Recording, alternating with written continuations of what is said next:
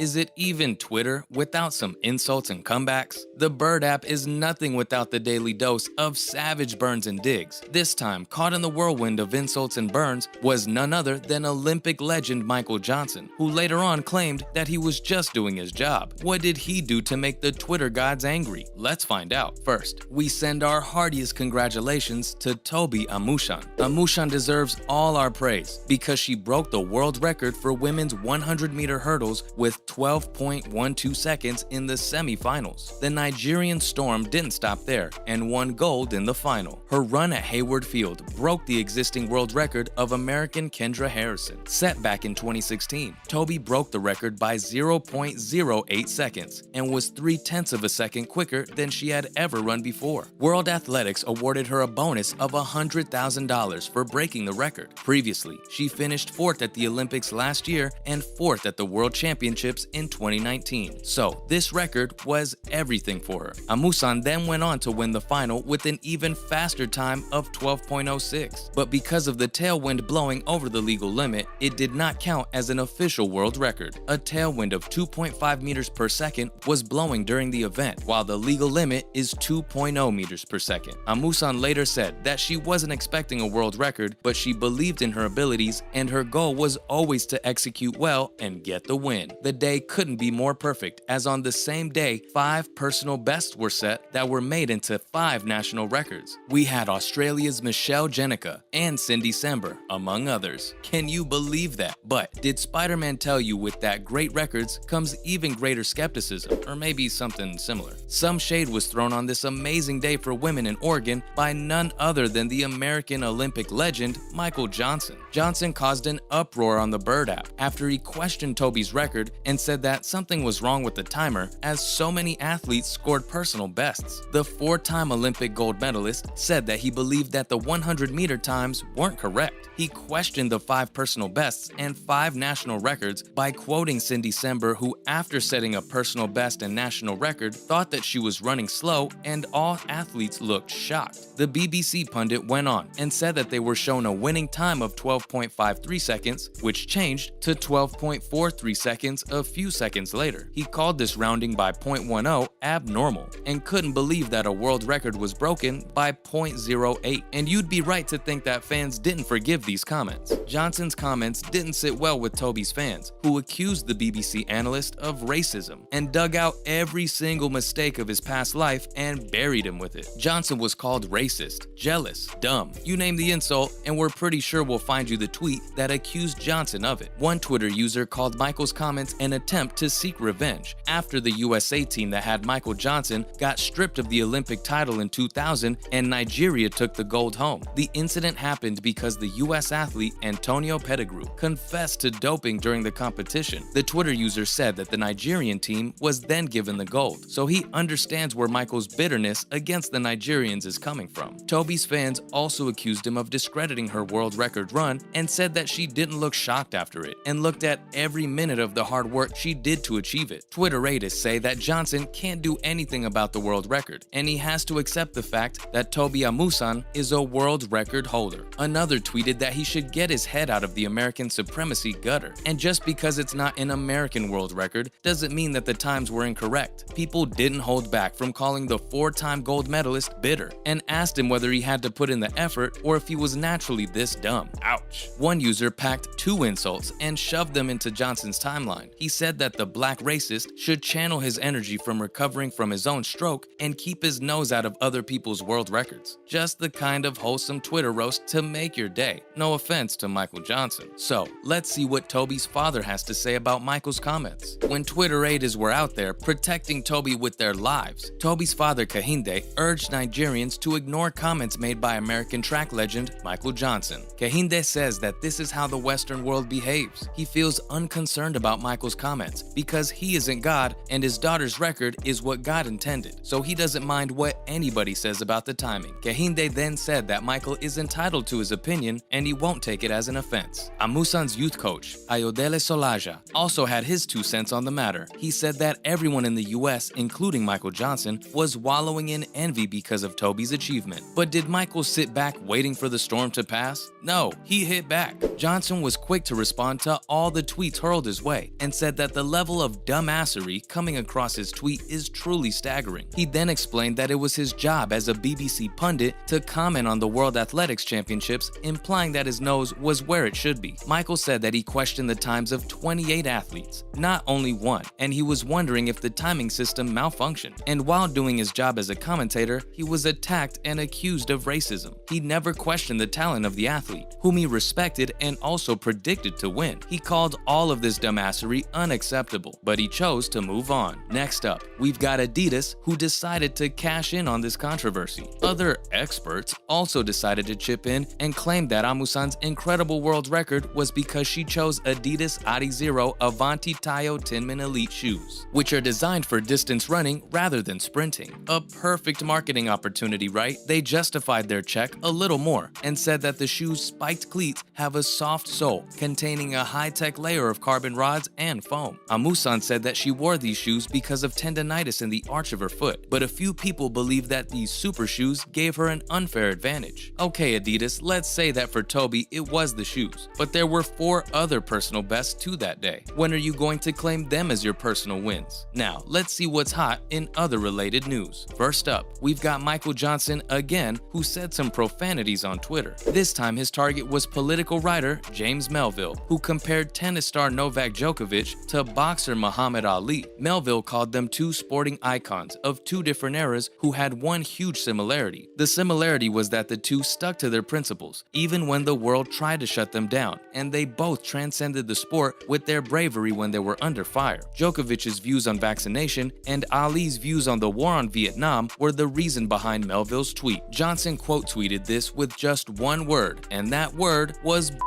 Next up, we have steeplechase runners who had to face an unexpected hurdle. Steeplechase athletes at the World Athletics Championship were prepared for the 28 barriers and 7 water jumps, but what they didn't expect was a wandering cameraman. The runners in the men's 3,000 meter then had to take evasive action to avoid hitting a camera operator who was focused on filming the women's triple jump while standing in the middle of the track. The runners later expressed their concerns that they were worried that he was going to dart one way or another, but thankfully he didn't realize their presence until they passed him. The highlight of the day was a Getty shot of the situation, which captured the confusion and annoyance of the runners when they saw the clueless cameraman. Social media users later joked about the situation, that someone should give that cameraman a raise, while others said that the cameraman hurdle should be added to the course. Last up, we've got the medal count from the World Athletics Championship. The World Athletics Championship came to an end after its 10-day run, and now it's time to see which country went home loaded. Well, to no one's surprise, it's the United States who took 28 medals home,